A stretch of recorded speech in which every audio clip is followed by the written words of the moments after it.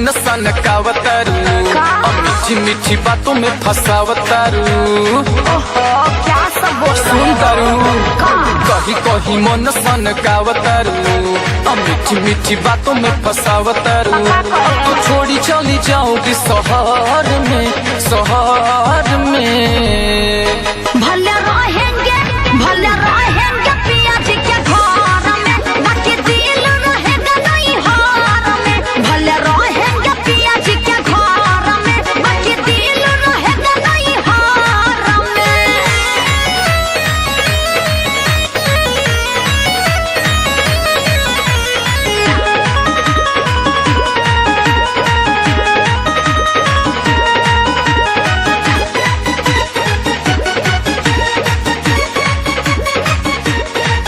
ये फसाना है, ये दिखाना है, क्या? झूठा बात कितना बनाओगी।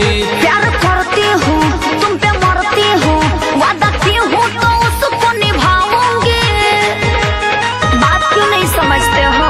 ये फसाना है, क्या? ये दिखाना है, झूठा बात कितना बनाओगी।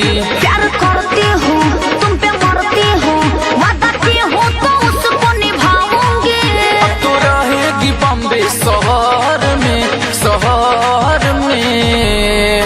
भले रहेंगे पिया जी के घर में, बाकी दिल रहेगा नहीं हार में। भले रहेंगे पिया जी के घर में, बाकी दिल रहेगा नहीं हार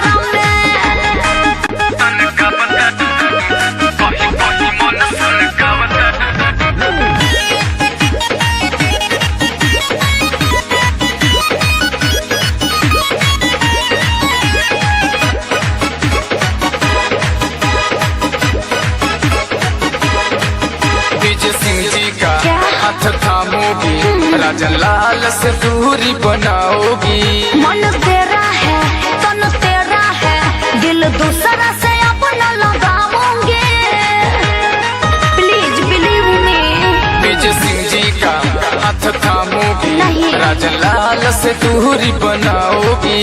मन तेरा है, तन तेरा है, दिल दूसरा से अपना लगाऊंगे। और पींदा रहेंगे यही डर में,